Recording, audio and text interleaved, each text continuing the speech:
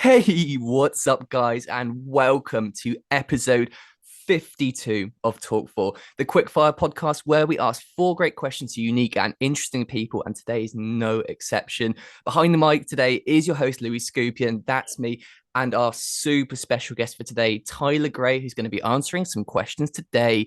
Tyler, please say hi, introduce yourself, and give us a quick rundown of who you are and what you do before I shoot some questions. Absolutely. My name is Tyler Gray. I spent nearly a decade in the U.S. Army Special Operations. Did obviously combat deployments. I got blown up and was medically retired. And since I was medically retired, I've been, well, actually, I was a bodyguard, which I usually don't talk about, for like 10 years while trying to work in the entertainment industry. And then I've worked in movies and television since really 2010ish, and now I work. Well, I've got a couple of movies that haven't come out that I worked on, but my main project would be a show called SEAL Team on Paramount Plus that I am in front and behind the camera on. That's brilliant. And I have to say, I'm such a big fan of SEAL Team, and through SEAL Team Thank is you. kind of how I found you and the stuff in your story. It's amazing, amazing stuff, and it's an absolute pleasure to have you on here. We've really Yeah. had to graft to get this organized, haven't we? Yeah. It's taken. I don't even know how long it's taken. I'll have to look at messages, but yeah, it's been a while.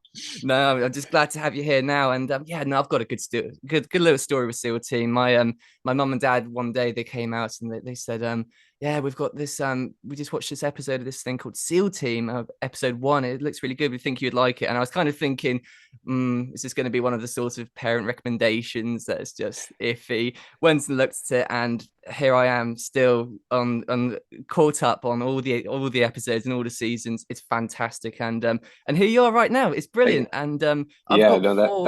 that's funny. If my parents recommended something, I'd be like, I'm probably gonna hate it. But There's they definitely were the actually quizzical right. side. Yeah, it's kind of funny. Yeah, Yeah, it's brilliant. But hey, man, look, I've got four really good questions lined up for you today. yeah, And I'm if you're excited. good to go, should we crack on with number one? Let's do it. Fights on. Let's do it right then. So, for question one, then, tell me a bit about your backstory, Tyler. So, how did you originally get into the Army Rangers and the military, and what was your motivation behind enlisting? So for me, and you've seen my Instagram, and anyone who, you know, if you troll through it, you'll see. People ask me about why I wanted to join, and for me personally, I don't really think the way I look at it is I never really had a choice. It was something I needed to do. I didn't decide to do it. Again, my childhood, there was never a time. I can't remember a time in my life that I didn't want to be in the military. I mean, I wore camouflage and played, guns or war every single day as a kid. And if it was anything to do with the military, going back as far as I can remember, I was fascinated by it. So for me, it was really, I joined during peacetime, pre 9/11. And for me, it was just something I had to do. And I actually, I actually, because I joined during peacetime, I was a little, my enlistment came up around when 9/11, or right before 9/11. And Mm. I didn't know if I was going to stay in or get out. And when 9/11 happened, as soon as we got orders to Afghanistan, I reenlisted for 6 years. So, um, for me, I just wanted, I know this sounds strange, but I just wanted to, I just always wanted to go to war. As strange as that may sound, it was just something I haven't dissected it enough to really, but like I watched First Blood as a kid, and I was fascinated by Vietnam, which, growing up in the 80s, that was the most recent war, World War II as well, but specifically Vietnam. And it was just something like at the time as a kid, I wished I was old enough to have gone to Vietnam, which obviously wasn't possible. But um, so yeah, it was always something I was fascinated by, and I didn't join for any reason other than it was just it was selfish. It wasn't about serving my country. It was about, to, I just wanted that experience for myself.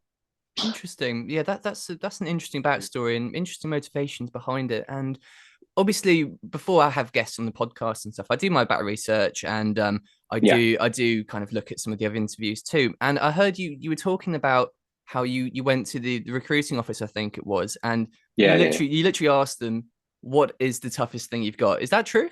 Yeah. Yeah. 100%. Yeah.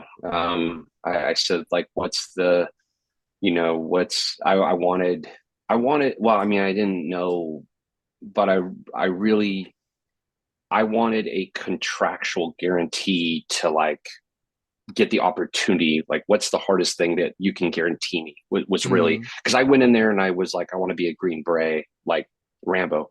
sure. And at the time, that option didn't exist. It didn't exist until 2001. So um, how I ended up in the Rangers, which was part of your question, was they're like, well, we have a Ranger contract. It Mm, doesn't guarantee that you'll go there, but it guarantees contractually, it guarantees that you'll have the ability to try. And I was like, that I'm, I knew enough about the military, at least about signing up. I didn't really know anyone that had went, but I knew that hey, you got to get it in your contract. You know mm, what I mean? Like a contract's a contract, and as long as I have a contract that gives me the chance, then the rest is on me. Then it's on me to make it.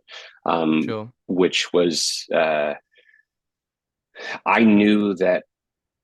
Quite frankly, I knew that I really. I know this sounds strange, but I knew that I wanted it bad enough, that I wasn't ever truly worried about. Um,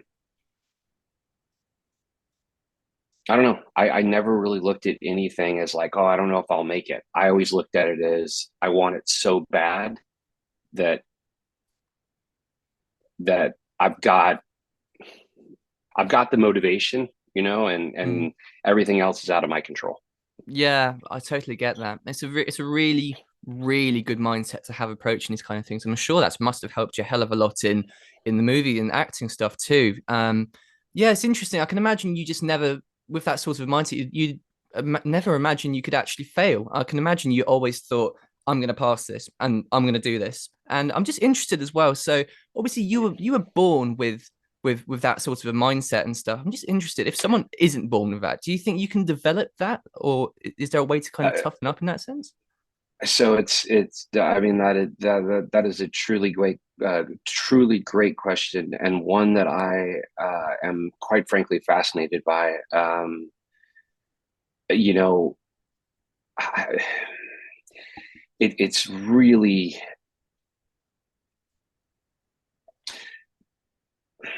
the concept of, for lack of a better term, like never quit, or that whole kind of thing. It really comes down to motivation, and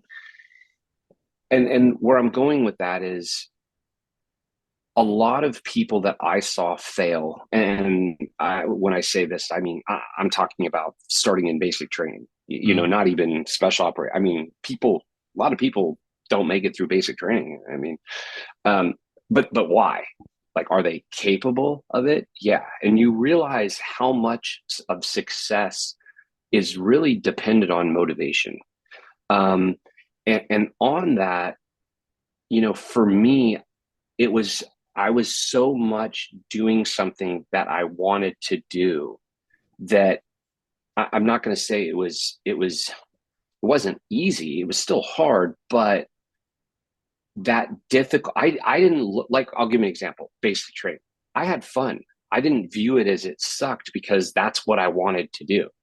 When I was in, Ranger school, as an example, yeah, it sucks. Like, you're not eating and not sleeping. It sucks, but I wanted to do that. So it was, even though part of it sucked, there was also a part that I was like, I like this sucking. I like this pain, because it's what I wanted to do. And anything difficult is going to have that component of it sucks. And again, trying to be a musician, trying to be a doctor, anything.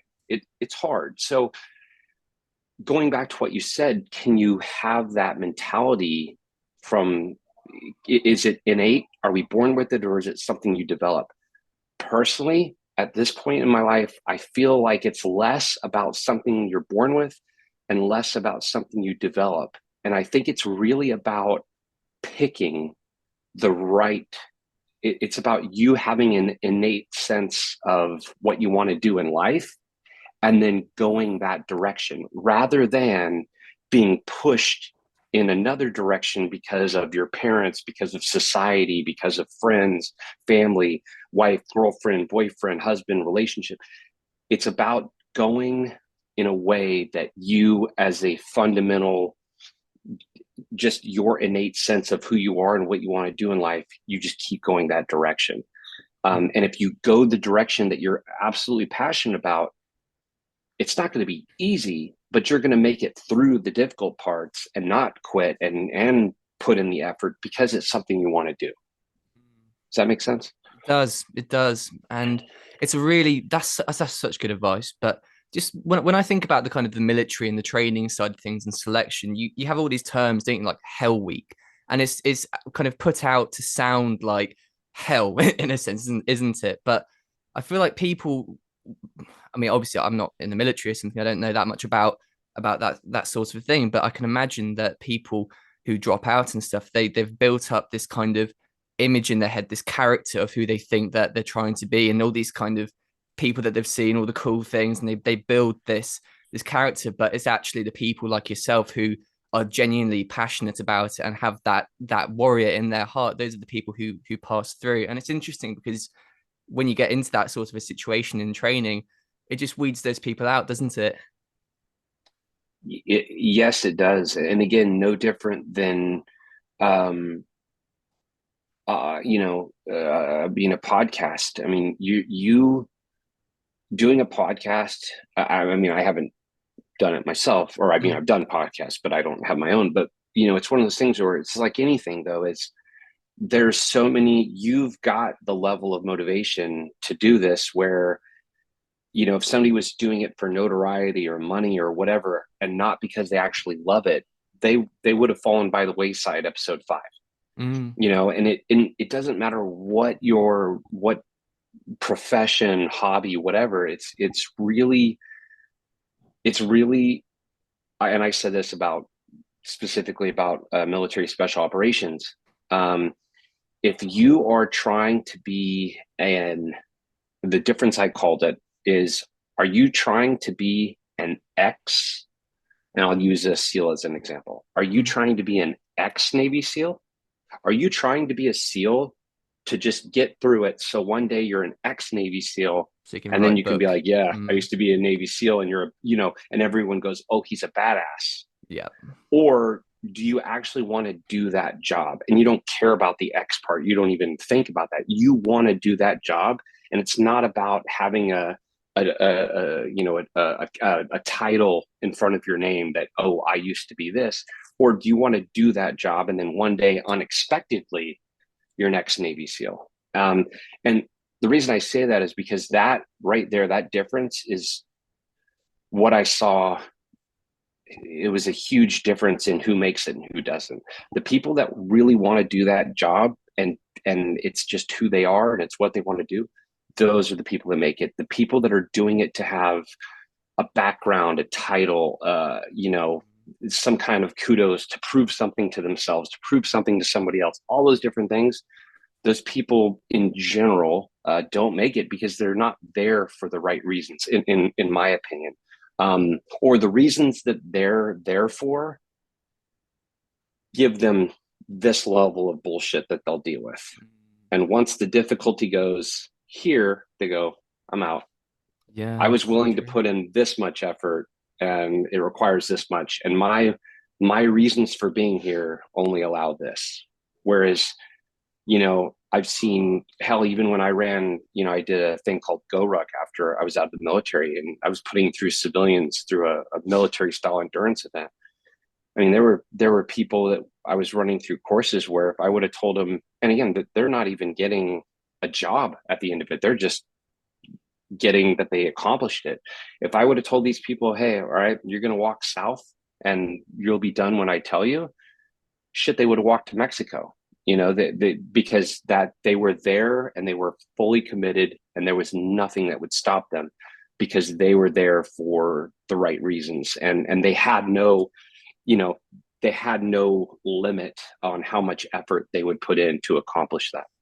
Such good advice. Such good advice. And it does take a lot of self-reflection and talking to yourself to kind of identify what the real reason is for what you're doing. But it's so true about this podcast as well, though, man. I mean, when I think back to it and stuff, the metrics, the view count, the subscriber count, posting the pictures, it's all great. That's all the stuff. That's the stuff you send to your parents, and you say, "Hey, look at this! I just achieved this and everything." But the reality is that I'm very specific about the kind of people and the people that I choose and ask to be guests on the show. And the real reason that I started that I'm so passionate about it, I think that's going really well, is just because it makes me feel like a kid. I mean, I've spoken to my favorite music band, I've spoken to Top Gun pilots and stuff, everything that I find so cool. I've got a guy, you, on from probably my favorite series ever, and I'm just so passionate to be talking to these people. It makes me feel like a kid. I mean, I get nervous before the podcast. It's brilliant. It really puts so much perspective into my life, and I've got so many great things out of doing it as well, just from the association and being able to speak to people like yourself. It motivates me, and it gets me into the gym. It gets me working hard, and it's just so proud of it. And you're so true.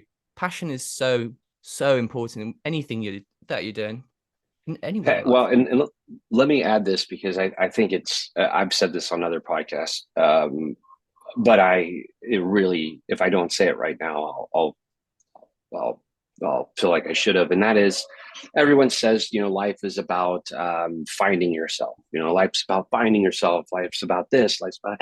I don't agree with that, and the reason I don't agree with it is because, going back to what I've already said, which was I knew that I wanted to do the military thing from 5 years old. I as far back as I can remember. Now, everything I'm interested in now, everything I was interested in as a kid. There's not a single thing now. And I mean, there's additions and it's more complex, obviously, but fundamentally, what I'm interested in now was the same as a kid. I think as children, we know who we are.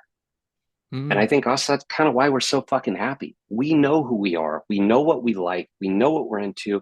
We have all these dreams on what we want to do and what jobs we want to do and all these things. And then life gets in the way. And then society tells us, you can't do that. That's unrealistic. That's not going to happen. Parents, again, friends, relatives, relationships, they all start changing your idea of who you are, mm, because who you are, well, yeah, that's just not really how life works. You got to get a real job. You got to, all that reprogramming happens, and it steers us away, in my opinion, from who we really are and what we really want. And that is why people go in directions. That's why how people join the military. They don't really want to be in the military because maybe they join it for where they have to get out of the town they're in, which I saw they need money for college, and again, there's nothing wrong with that. But if you're joining for those reasons, there's a limit to how there's a limit to your motivation, mm. because it's for this reason. Well, my motivation is based on what I need.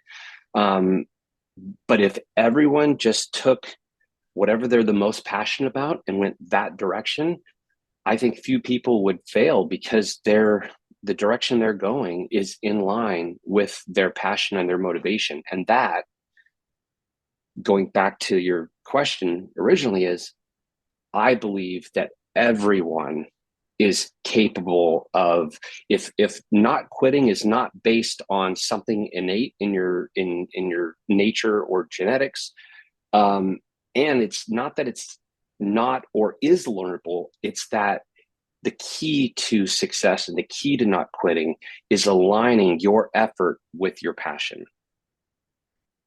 So good. Can't add anything to that really, but I think we've really tapped on something that runs very deep here. And I think that you get influenced so much by society. It tells you to go and do these things, that you have to do this, you have to do this, you have to do this. And then it's just taking people away from what they're truly passionate about. And I think that that must have a huge correlation to general happiness in life and regret No, no later on, question. No and question. job satisfaction as well. I mean, if you're doing what you love, then even if it's not like huge, you're still successful because you're doing what you love and you're getting by doing it. So I mean, that it's just depends how you define success, doesn't it, as well? It does, and I'll in that piece with this, which is I always thought, and again, why did I think this? Was it kind of pushed by society? Yeah, I thought you had to do what you didn't want to do to get the money to then do what you want to do. Mm, so true. Now, now I know the reality, which is if you do what you love, the money will come. Mm, very And true. and and and why will it come? Well, simple. It goes back to everything we're saying because you're passionate about it, which means if you're passionate about it, A, you've got the drive, but two, and this is a relatively unsaid thing, whatever someone's passionate about, generally you are an expert on. Mm, so I don't true. care what it is. Fucking playing video games. Like, if a person plays first person shooters, they know that shit. Can they program it? No, but could they go to a designer and go, "Hey, when I play," they're an expert on their passion. And when you're an expert on something, dude, all monetization, all ability to monetize comes from you knowing that genre, business, hobby, whatever it is. So again, do what you love and the money will come. And if it doesn't come, or if it takes a while, it doesn't freaking matter because you're already doing what you love. So true. So true. And yeah, I mean, even if the money doesn't come, like just imagine that the money doesn't come, you just scrape by with just about enough from it or something. And like you said, I'm sure the money will come. But I feel like if someone was doing that, what they're passionate about, and they're not making that much out of it, they're making enough, but not that much. I can almost guarantee that they're happier than someone who's doing something they hate, but is pulling in like No, hundreds of thousands or something. no question. And the other part too is if you're doing something you love, the money will come. So let's say the money, which you know this, I don't care who you are, the money on anything, even something you don't love, takes time. It takes time to build a podcast audience, as an Hell example. yeah. But if you're doing what you love, you'll stick it out for that time for the money to come. Mm. Hell yeah. So it's like, I mean, it may take 5 years, which is a good amount of time, but you'll just be doing it, and then one day you'll be like, oh man, I organically built this, audience or whatever it is because it's you weren't also intending to. You just kept going, and one day, anything that you're an expert in, anything that you're passionate about, and you put out there. Also, if you're an expert on something, it has value. Your expertise has value, and that is also a key to monetization. Is it's got to be worth something, Mm. and something that you know in and out. You can't monetize something that you're not an expert in because no one's going to pay you because you don't know more than they do. Yeah, so true. That's a really good point as well. It's a really interesting subject. I'm loving this talk, by the way. This is brilliant. I'm interested then. So obviously your passion is the military, and tragically, obviously, you got taken out of the military. I'm just interested. Have you refound that passion by doing SEAL Team? Because you're in a military kind of environment, and you're having to recreate these scenes, and you're still in the suit, and you're doing all these things. Have you been able to refine that? Um, yes, yes, but in a different way. Mm, So the best way I could say, and I didn't think this initially. It wasn't until season two that I started. So when I was a kid, there was a show on. Actually, I don't even know the channel, but there was a show called Tour of Duty. This is in the '80s, and it was about obviously Vietnam. And I watched that show religiously. And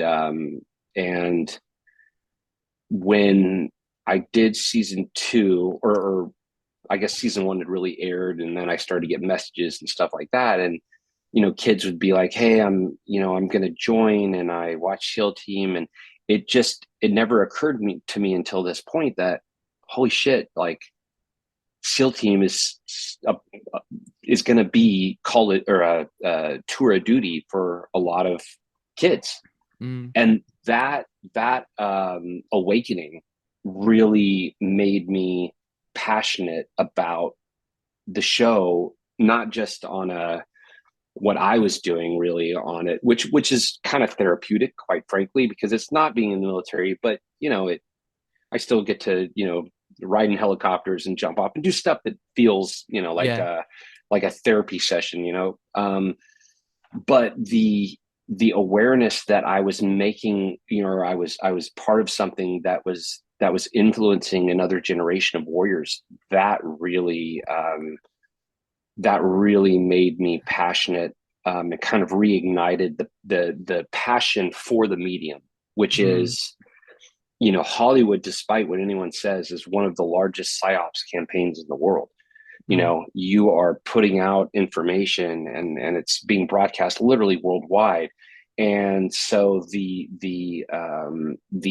responsibility of that is huge. And for me, you've seen the show obviously, so you'll I think agree with this, and that is Mm. the show does it look cool? Does the action scenes look cool? Yeah. I mean, fast roping out of a helicopter, and doing, it's cool, and it's Yeah. going to look cool. And I'm fine with showing kids, hey, like, yeah, this looks cool, and you can do this, and it is cool. It's fun. I did it. But as opposed to, let's say, an Army, Navy, Air Force, Marines recruiting commercial that just shows all the cool shit and doesn't Yeah. show the negative side, what is the show really about? Well, it's really about all of these characters' personal lives getting really destroyed over time by the job. Mm. It's true. That's what the show's really about. Or I shouldn't say destroyed, but it's a self-destructive job The by effects. definition, because the effects, and I'll show you the cool stuff. We'll show you the cool stuff, but we'll also show you the effect that it has on your life, which is based on, all of our experience. There's two SEALs or ex-SEALs, obviously, in the writer's room. And it's a very, I mean, look, it's still TV, but it's realistic in the sense that you do that job at a cost, no question. And I'm not even talking like an injury cost. I'm talking a, you know, if you do 10 years, when you get out, you're 10 years behind everyone else. Mm. Yeah. And that's just even if even if nothing negative happens to you. So taking that time to be in the military, to serve, whatever, yeah, you're losing that time for something else. And then on top of that, it's a job that is intertwined with who you are. You don't have an identity outside of that job, because if you did, I don't think you could do the job to begin with. So Mm. therefore, all of these characters, if you look at Jason's character, he doesn't know who he is outside of being a team leader. Yeah. Yeah. It's And true. that's why he's stuck where he is because he doesn't know who he is outside of that. And that Mm. is absolutely based on, um, a lot of our personal experiences. Is there's fear because you don't know who you are outside of that job. And the reason is you've never done anything outside of that job. If you joined at 18, you were a kid in school. You don't know who you are. I mean, really, so it's like, and you can't be a team leader. You're not going to be a SEAL team, using the show, you're not going to be a SEAL team leader outside of the military. No. So you cannot be who you are. So you're going to have to figure out a new version of yourself. And that's scary for a lot of people. And that's why the show, the responsibility of just showing the reality of the destructiveness and the difficulties of that job, regardless of your motivation, and regardless of how much you think you've prepared for being out. It's a tough life, and I think we do a great job of showing the cool parts and the negative side. And in that, yeah, you can do this, but just be aware of this is the cost, and everything Yeah. has a cost. I freaking love SEAL Team.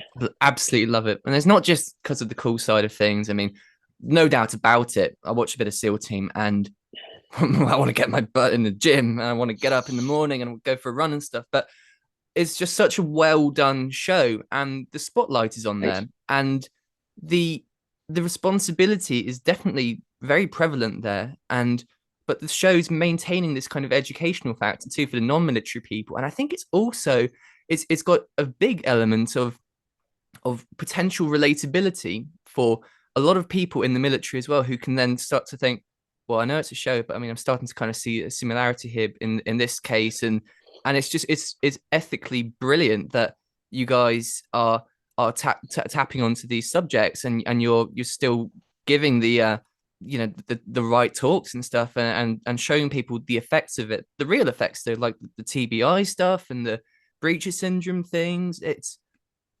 Ethically, it's brilliant that that's happening when you guys have got Thanks. that spotlight on there. Love it. Yeah, yeah, it's a balance, and again, it still has to be a TV show that people want to watch, Yeah. or we wouldn't have the platform to do it. But yeah, we're definitely the biggest compliment, or maybe it's not a compliment, but what I like, what really motivates me is getting the messages from guys and women that are in the military and go, oh, I saw this and it made me think of this about myself, and all these different things that you see. Yeah. And you realize, again, like you said, it's a platform that you can touch a lot of people. And so with that, there's a responsibility to put out, not just like you said, to the kids that are wanting to join, but also the people that were already in, and you go, hey, do this was the experience I had, and then we put that in a character, and now other people can watch and go, oh my god, that's Mm. I experienced the same thing. And then we can also go, okay, how did I fix that, or how did I work on it? All right, I did this. Then you put that in the character, and then they go, oh, that's how they solved it. And you can Mm. actually, it's you can actually educate people on solutions through the characters. Yeah, that's exactly what I mean. It's so true. And it's interesting to look at the characters too, because they've all got this unique problem. That's what I've kind of noticed about them. Like Ray, he's got the balance of the home life and the family stuff, and the effects of that. And then you've got Jason, same sort of thing with the home life and the issues. And you've got Clay, who things with his dad, and he's trying to live up to this thing and do the things he believes in. And then you've got all these other people who have like a unique issue almost, don't they? But I'll tell you what, Tyler, tell me a story then. I mean, we've been on this one for quite a while.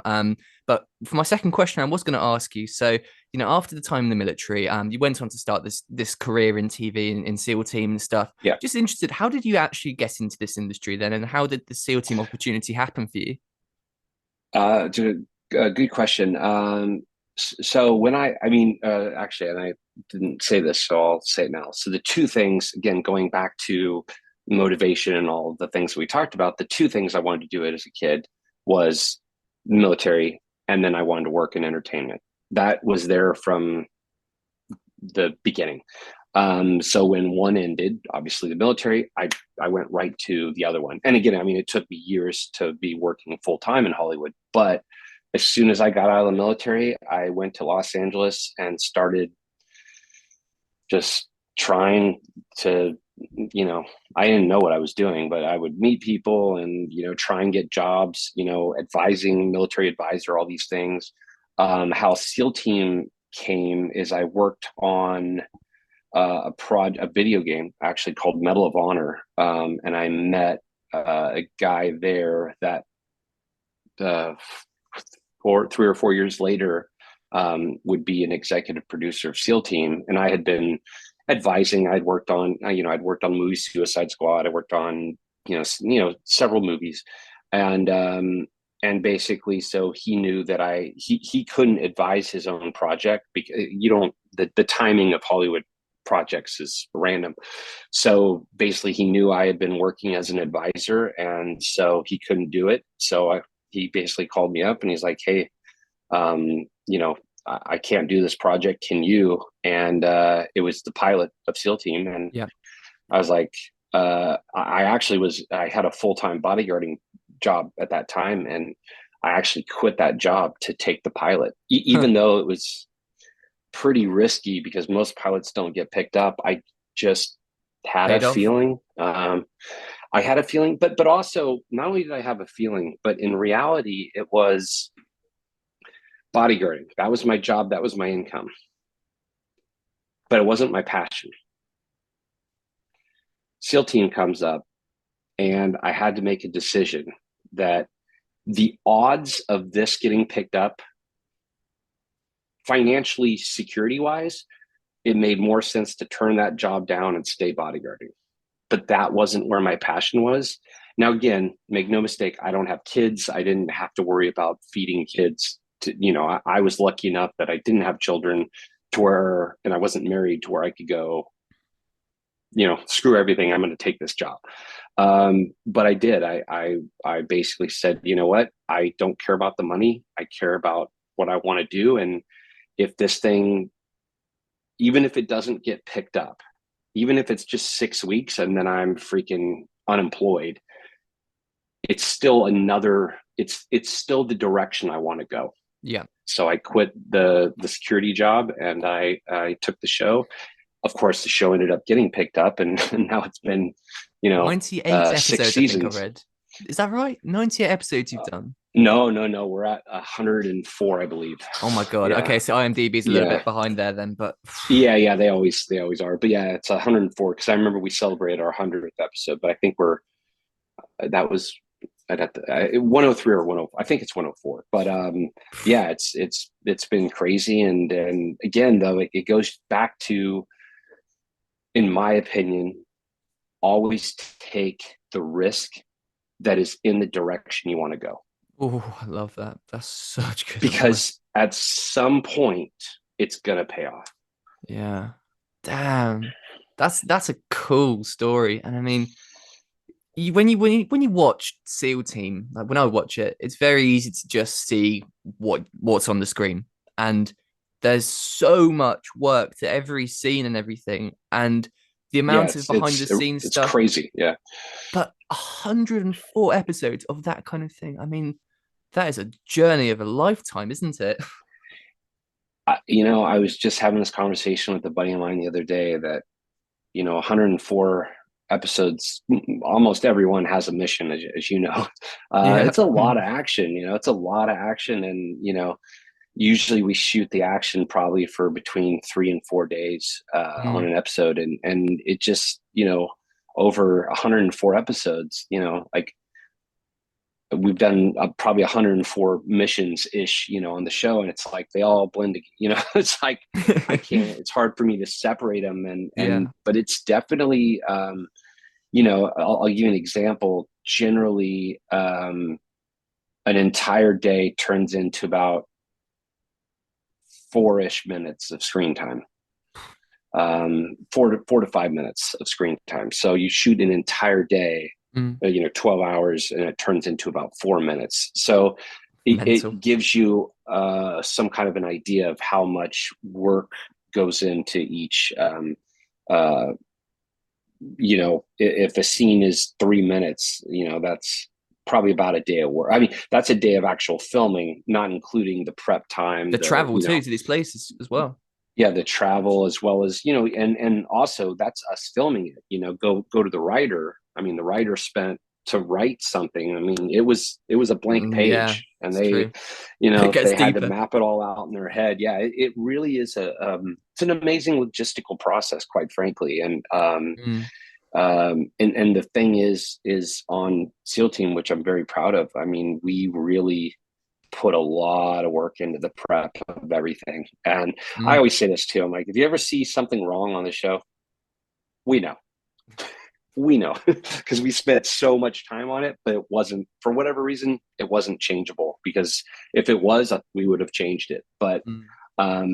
there's a couple, there's certain things that I'm like, oh man, I wish we had the time to change that. But we work hard enough to where I think we get most things right, or as authentic as they could be on a network drama, and so I think we do the best job we can, or we definitely do the best job we can. But I Yeah. think on that note, it has a pretty good effect. Oh yeah, absolutely. Tyler, satisfy the kiddish fanboy in me. So I'm just thinking about it. So let's say you and the rest of the guys in SEAL team, you all get put in a massive paintball arena or something, and you all have to fight each Mm, other. Everyone, free for all. We all know Jason okay, has his plot armor.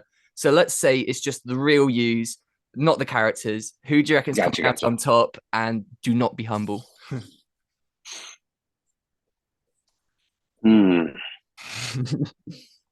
This is a tough one because I am with paintball. I go a little crazy because I know that I'm not going to die, so Yeah. I take pretty big risks in paintball, or airsoft for that matter. Oh, Um, airsoft. Yes. yeah, so I love airsoft. By the way, I think it's a very underutilized training tool. I've said this for years, but Mm. uh, you know, I don't know. I don't know who would come on top. I think Max and Neil, because there's a balance of like the ability to take others out, but also being smart enough to. It's like a first person shooter. You got to be smart enough to like when I play a first person shooter, I'm way more interested in just killing people than self preservation. So like I'll charge into a room and get killed just because I'm trying to kill somebody in the game. Like So true. I'm not the guy that's like trying to stay alive forever. So I don't know. I could see Max, Neil, or AJ being smart enough to like I I think a good tactic would be probably letting, because I would go bananas in the beginning and I'd probably take out several people. And if somebody was smart and hunkered down, they could wait for everyone else to take others Yeah, out. yeah, yeah, yeah, And yeah. then so I don't think I'd win. I don't think I would. I think I would be too focused and just freaking uh, taking out as many people as possible. But I don't think ultimately I'd be standing. I think it would be Max, Neil, or AJ. Fair enough. Yeah, I can see Max winning that, to be honest. And what the Yeah, hell happened to Max is Max? very, He's very huge. strategic, Yeah, he's dude. huge. He's blown up. What's So, happened? so I'll tell you a funny story about Max. Um, Max. We all know Max is got his own TV show now, and it's just hilarious. And again, I have no problem saying this because look, it's a TV show and people laugh, but I'm like, Max, do you think anyone's going to notice that you got blown up, lost your leg, and you got huge?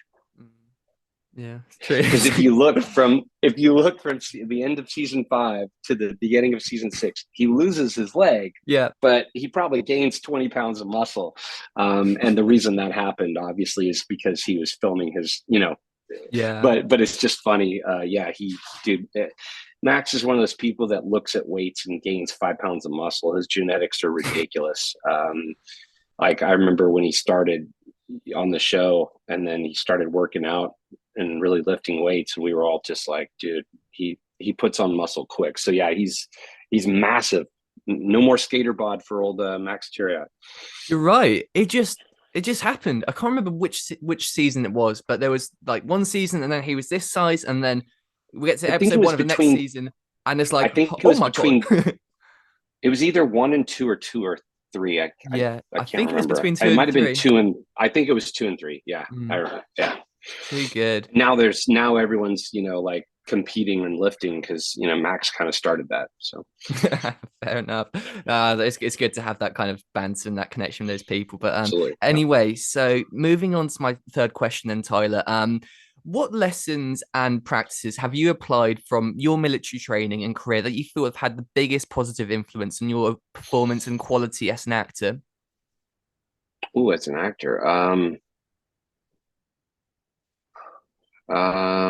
Probably it's for me, I didn't go to acting school. I didn't. You self-taught I then? No, no, no. I was taught. So that kind of goes to my thing is I was taught by the people on the show, watching them. You know, Mm, and I wouldn't say it was self-taught. It was taught by in scenes. I would just watch what they did, and I learned by watching them. And I mean, don't get me wrong, I would ask, all of them acting questions. mm. Um, And over 6 seasons, I've just been able to have great enough, professional, really, really great actors, and just learn from, pick their brains. But also, it's one thing to it's one thing to like acting classes. It's one thing to know the theory of acting, Mm. or like act when you're with a teacher. But when the whole crew is there and you got 100 people watching you and you have to deliver like that, and you can't make any mistakes, that is another level of pressure. So I was lucky enough to kind of be in scenes watching people act within the context of the actual job, and not Mm. in a school of people acting on stage. There's no camera, there's no pressure, there's no director, and I was lucky that I got to learn the job by doing the job, Yeah, yeah, yeah. rather than learning the theory and then getting put into the position.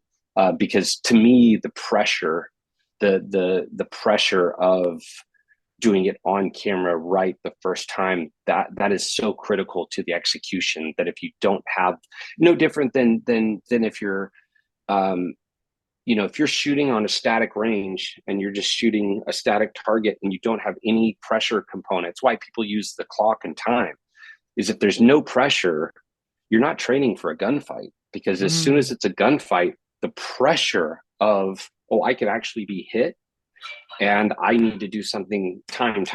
Every second that I'm not engaging them is the opportunity for them to engage me. All those things. If you're not training shooting with pressure, then you're training for Olympic, target shooting. You're not training for a gunfight, because a Mm. gunfight inherently has the pressure of a life and death situation. Not that Mm. acting on camera is life and death, but it's definitely, um, the pressure of, hey, if I mess this up, I'll get fired. And Yeah, um, if you can't deliver dialogue, if you keep messing it up, time is money on set, and you'll get literally. replaced. Yeah. Yeah, damn. Yep. It is a pressurizing thing, and especially when you're starting out too, you want to make that first impression. But I mean, I can imagine it was obviously it's difficult. Obviously, it was very difficult to start with. But you were portraying someone who you are, like, you're military guy. You're in the military. You're portraying the military guy. But you tapped into this earlier a little bit as well. But you directed some episodes too. I'm just interested then. So Yeah. how was like Yeah. the what was the dynamics of that, and how did you adapt to it? Uh, for me, the most fun, or I shouldn't say, well, it is the most fun, but it's also what I like doing is directing. Acting is awesome, and I love it, and it's fun, but for me, the best part of acting is I learn more about directing. Mm. Because by being on camera, you learn on how to explain to some, like a director tells me, hey, I want you to do it this way. And sometimes it's really good. And I'm like, oh, I'm going to use that as a director. And sometimes they say something, like a director told me one time to act natural. And I'm like, he's never been on camera. There's nothing natural about acting. There's nothing natural. It's completely artificial. You say the same thing 20 different times from 3 or 4 different angles, and you have to Mm. repeat it. It's not natural at all. So when he said that, I was like, he's never been on camera. So I love being on camera because it teaches me about directing, about everything, because writing ultimately every word you write is going to be said by an actor or an Mm. actress. So you really have to, that, knowing the end state of, hey, I'm writing the words, or this is my intent as a director, but ultimately, if I don't convey what my intent is to the actor, it's not, I have to tell them exactly what I want for the overall picture in my head, or they're not going to give it to me. Because just like I'm not going to give a director something that they want out of a line unless I know what they want. Yeah. I'm going to do it the way I think it should be done, not the way they think it should be done, if they don't communicate that. So I learned Mm. a lot about, um, both sides by doing both jobs. Mm. Yeah, great point. I can totally see how that happens. But it's interesting because you kind of got just like you got thrown in the water and you had to learn to swim. And I'm interested then. So for example, let's say we've got someone on the podcast right now, who's like listening in, and they're thinking, oh, I want to do this. So obviously you've kind of gone through this journey. You didn't have, like you said, you didn't go to acting school. You just kind of got chucked into it, and you learned, I'm sure, a lot of things the hard way. So I'm just interested, what if you could go back, or if you could speak to someone who's starting out now, were there any sort of like lessons or things that you wish you'd known when you were first starting out that like really helped you to get weathered into into this job? I mean, I think I got lucky in a lot of ways, that I didn't get sidetracked by, or not sidetracked, but I didn't get talked into a lot of schools. Mm, But like as an example, I know many people in Hollywood that go to film school. Like they have degrees in film, and mm, then they're working as PAs, production assistants, which is the yeah. lowest level job on a production. And the reason is because again, you may have a film degree and you know the theory of film, but until you've worked in the industry and seen the logistics and the process, no one's no one's going to go, oh, you have a degree in film, awesome, here you're a director. No one's going to do that because the stakes are too high for them to take the risk on someone that's unproven. So for me, the reason I got the opportunity to direct is because I had essentially worked with directors and worked on the action for, prior to directing 30 something episodes, Mm, um, the studio and the executive producers were willing to take a risk, or actually, no, sorry, season three. So I had done probably about 50 something episodes. Sorry.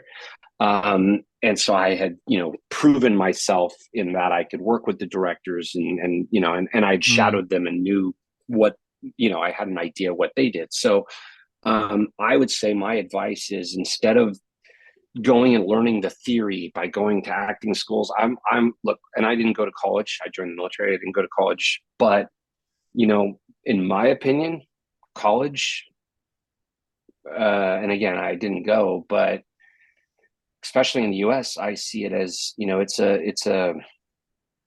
it's it's a financial system. it is. You're going and you're getting a lot of debt to get a degree, and then you have to go get a job in that industry, whatever it is. And the degree, if you're going to be a scientist, a doctor, yeah, you got to get a degree because those are the barriers to entry. In Yeah. Hollywood, there's no barrier to entry. And what Yeah. I mean by that is no one cares if you write a great script.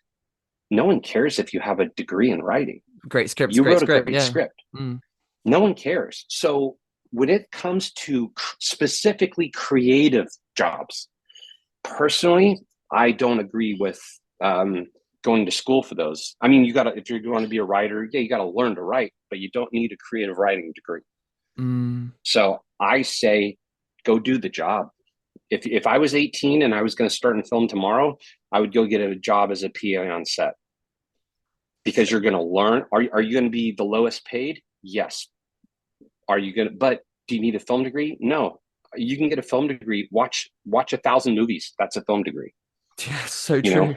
But that comes back to the passion and thing, doesn't it? That ties really it, back into that. Because if you're passionate about it and you exactly. love movies, then you know about it, and then you can do it because Does, you're does, qualified.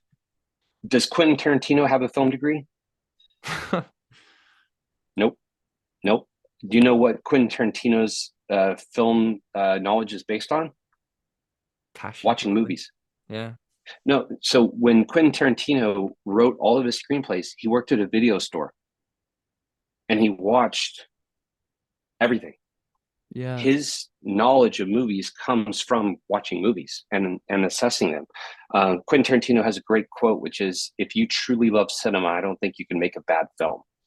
And I Mm, and I see his point. And but again, he's basing everything off of passion, and I think that's absolutely critical. If you truly want to get involved in Hollywood, you don't need um, you don't need a degree. You need experience. You need understanding, and um, you need to know people in the industry.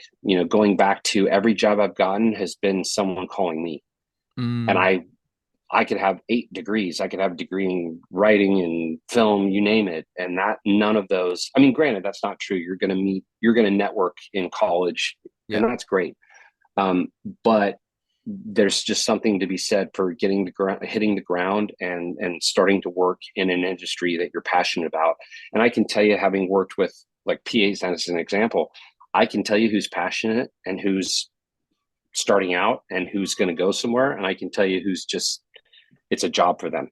Sure. And the people that are passionate about it, I'm like, I remember them and I'm like, hey, when I have a project, I'm going to be hiring them because like I know that I know they know their stuff. I know they're good. And it's everything. If you look at Steven Spielberg, James Cameron, all those people that are, Hollywood, huge A-list Hollywood directors, they get their team of great people and then they don't change it.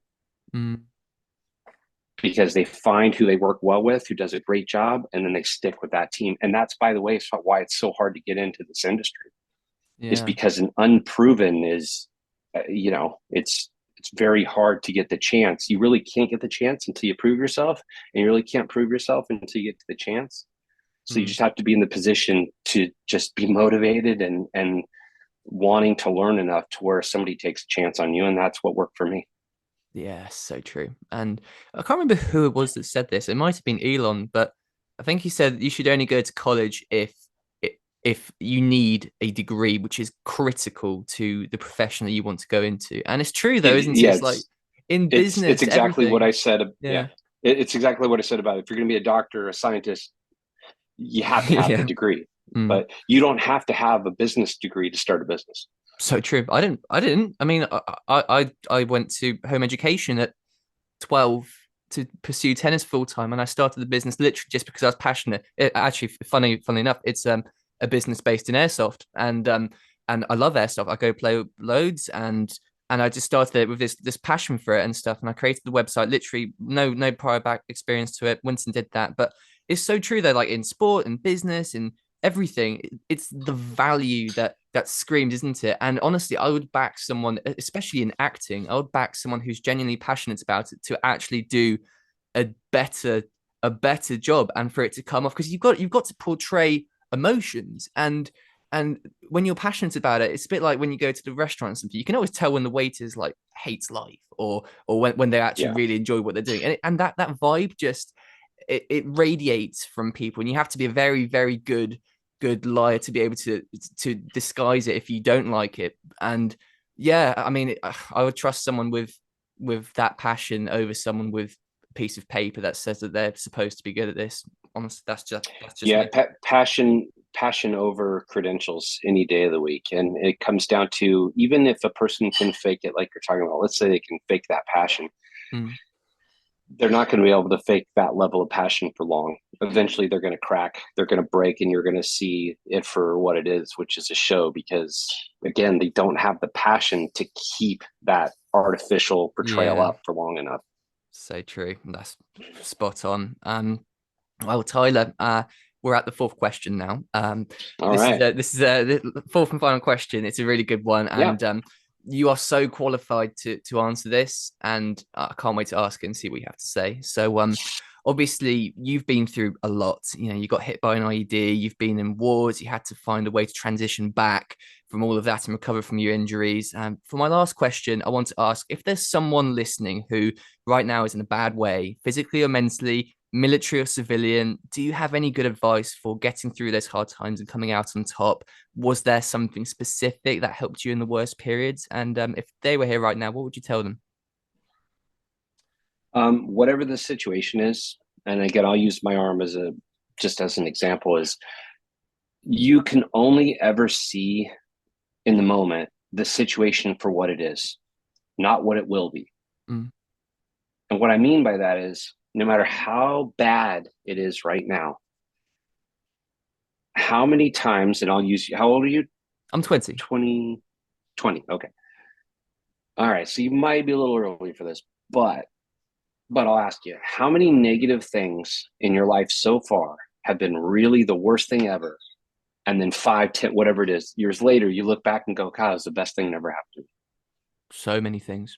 Actually, one of them Okay. was when I said that I left school to do home education and I did the tennis. A lot of people didn't get that they didn't get that. And there was a lot of nasty people who kind of bullied in a sense, and really made fun of me. And it really got to me actually at those times, because I didn't really understand. I always thought if I didn't do the tennis, didn't make it in that, I'm screwed basically. And I feel like in hindsight, actually, that motivation and stuff, and those things that happened, as bad as it seemed in those times, has really led me to start this podcast, and given me the flexibility to do the business and talk to you right now in this evening in the UK. And honestly, it is the best thing that ever happened to me. And sorry, I've kind of gone on a bit, but please, yeah, carry on. No. But that's the thing is everything. Think of it this way: the only thing that we grow from is you don't grow from something comfortable or good. You Mm, grow from the things that are uncomfortable, the things that push you. Growth comes from being forced to grow. And therefore, that has to generally come from bad things. yeah, So every bad thing in the moment is going to lead to growth that later you're going to look back and go, oh my God, if it wasn't for that negative thing, I wouldn't have learned X. yeah. So whatever you're feeling right now, I guarantee it. There's only one exception to this, and that is if it leads to death. If it leads to death, all right, that's not getting better. Other than death, as long as you live, it will eventually be something positive because it contributed to the current growth. My arm, worst thing that ever happened to me at the time.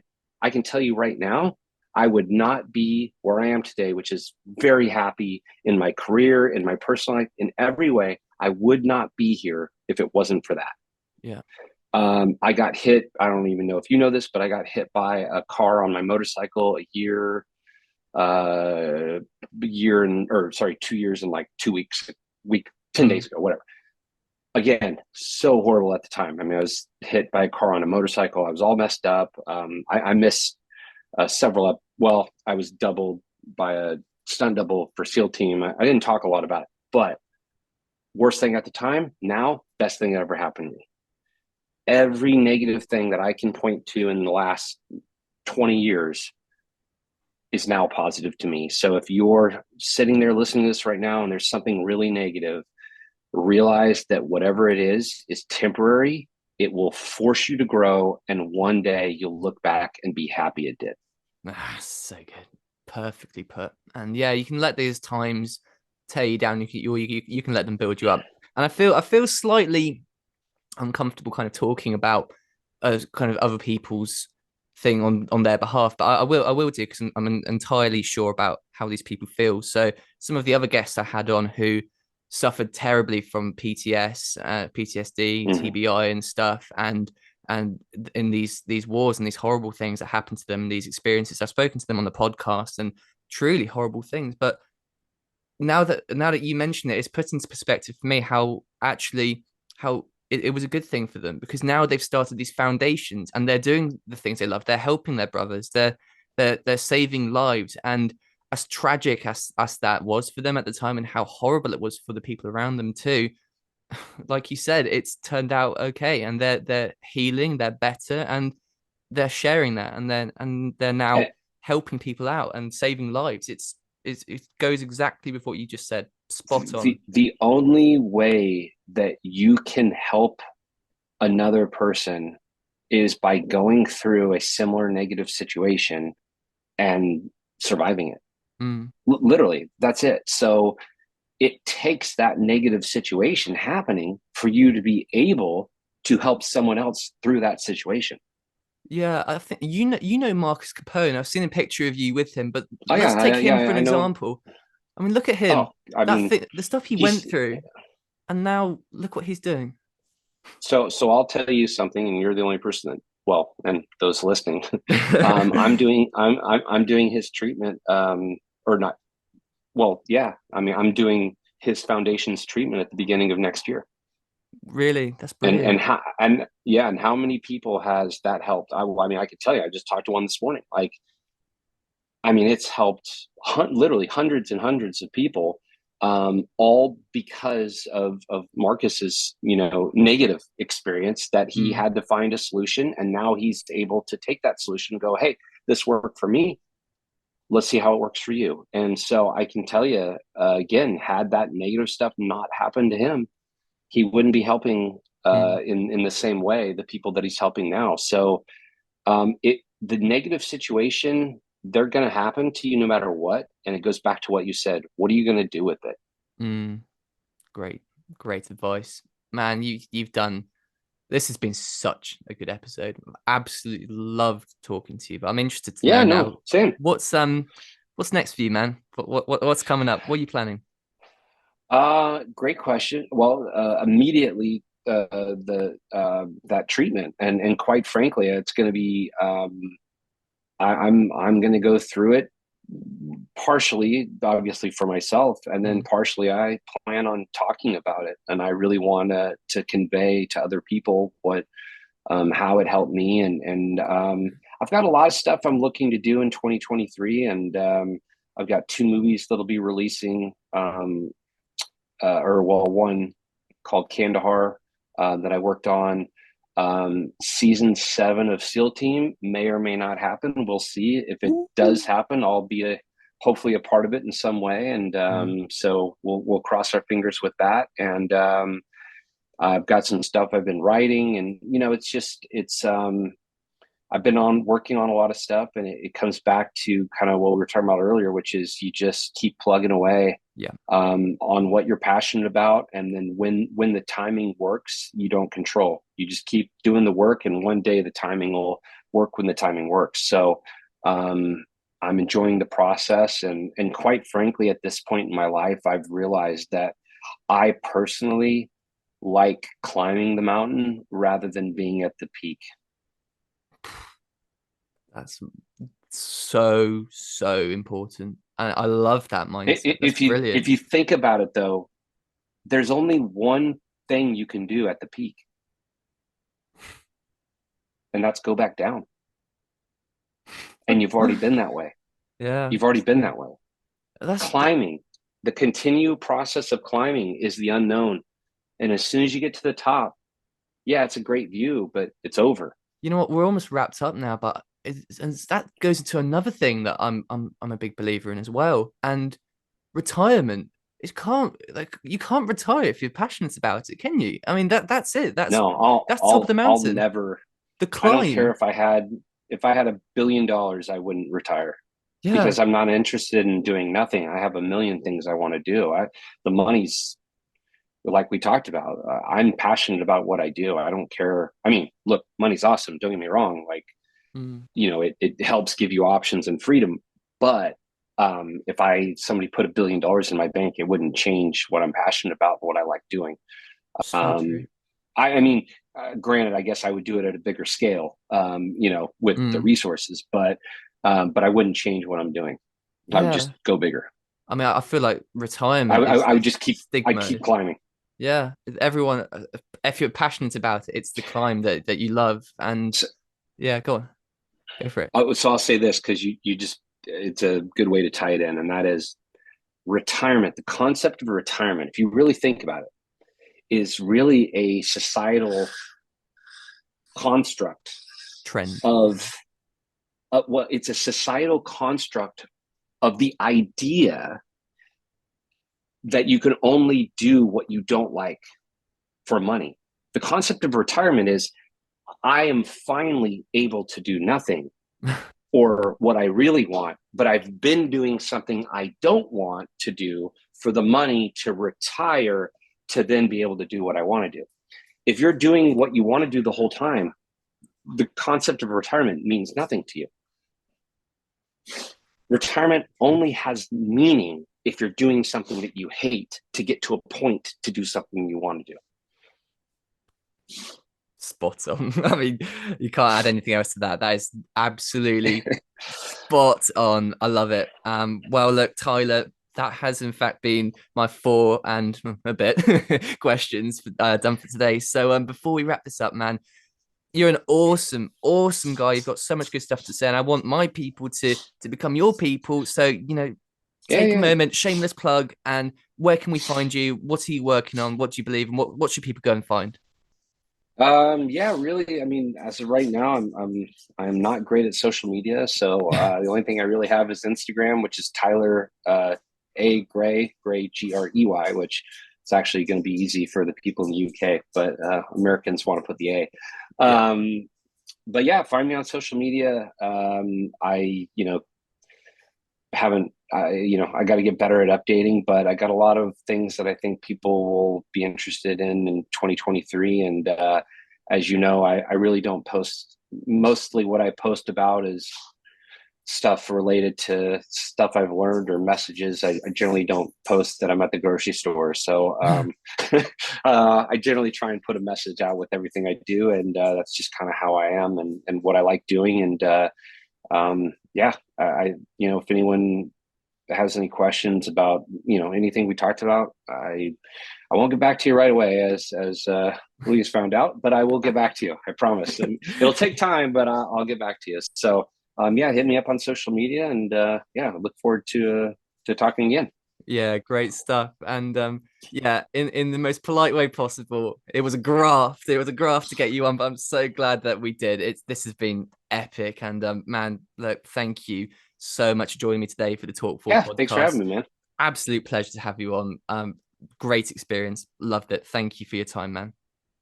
Yeah, thank you, man. Have a good one. I will. Right. So thank you guys for listening. This has been episode 52. And if you'd like to listen in for our past episodes, go and have a look at our channel. And if you'd like to listen in for our future ones, make sure to hit that subscribe button and spread some love by leaving a like and a comment. Signing off for now.